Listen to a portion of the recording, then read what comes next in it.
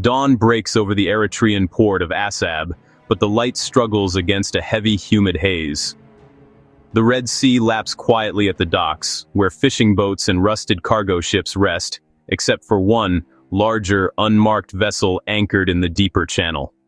Its presence is a silent anomaly, watched by unfamiliar soldiers who keep the local dock workers at a distance. Lorries idle in a restricted zone, engines humming, as soldiers, strangers to these docks, oversee the operation. The air is thick with tension and secrecy. Conversations are hushed, eyes averted from the mystery ship. Whispers have spread for weeks, ships arriving at night, their trackers off, unloading cargo at old Soviet-era naval sites. Cranes move heavy, shrouded containers under floodlights, fueling rumors of a hidden supply chain. Today the operation is bolder, happening in the open gray of early morning. What's being unloaded? Where are the lorries headed? No one dares to ask. For dock workers, curiosity is dangerous. Survival means seeing without seeing. In Assab, the shadows conceal more than secrets. They hide truths that could reshape the region. Here, silence is the only safe answer. The Red Sea is a global artery. 15% of world trade passes through its narrow waters. The Bab el-Mandeb Strait is a critical choke point. Any disruption here sends shockwaves worldwide. Recent Houthi attacks have already forced ships onto longer, costlier routes, exposing the region's fragility. Eritrea, with its 1,000-kilometer coastline and deep-water ports at Massawa and Assab, sits at the heart of this strategic crossroads. For powers seeking influence or military reach, Eritrea is prime real estate, an unsinkable aircraft carrier on the world's busiest shipping lane. The UAE, Israel, Russia, and China have all vied for access, recognizing Eritrea's pivotal role. Ongoing conflicts in Sudan and Ethiopia only heighten its importance. Eritrea is now a logistics hub, allegedly funneling weapons and shaping regional power plays. Its choices ripple far beyond its borders. Eritrea's 30-year war for independence forged a nation defined by secrecy and suspicion. President Isaias Afwerki's regime is one of the world's most closed, with society mobilized for perpetual military readiness. This isolation is deliberate, a shield against foreign scrutiny and a magnet for covert partnerships. Eritrea's closed system is ideal for deniable operations, moving weapons, personnel, and illicit cargo without a trace. For Iran, Eritrea offers a discreet base on the Red Sea, opposite Yemen and close to Israel. Both regimes are pariahs, united by opposition to Western dominance and a need for military support. Iran supplies weapons and technology. Eritrea provides a secure platform for regional power plays. It's a partnership born of necessity, thriving in the shadows. The evidence for this alliance is pieced together from satellite images, flight logs, and whispered accounts.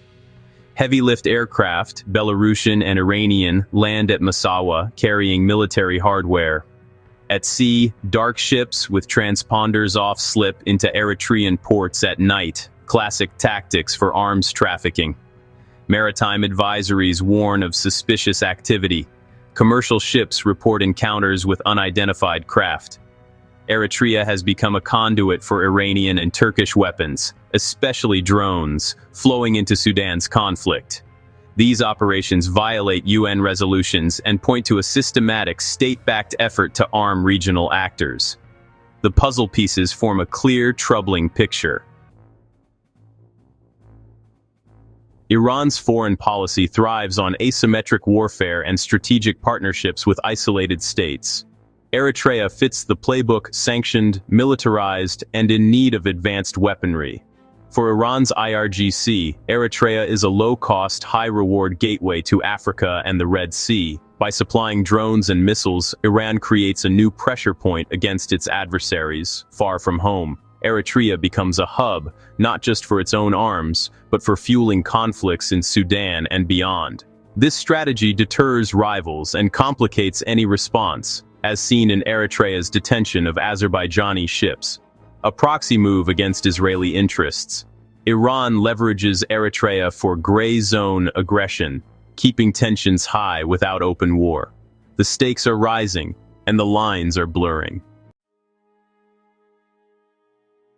Beyond satellite images, the real story is told by those living along Eritrea's coast. A fisherman, speaking anonymously, describes being chased from his grounds by patrol boats with foreign soldiers. "They weren't our navy," he says. "We stay away now, especially at night." Dock workers in Massawa and Assab recount nights when the port is sealed off by unfamiliar military units. "We're told to go home early. In the morning, new containers are guarded and quickly loaded onto unmarked lorries," one says. "We don't ask questions."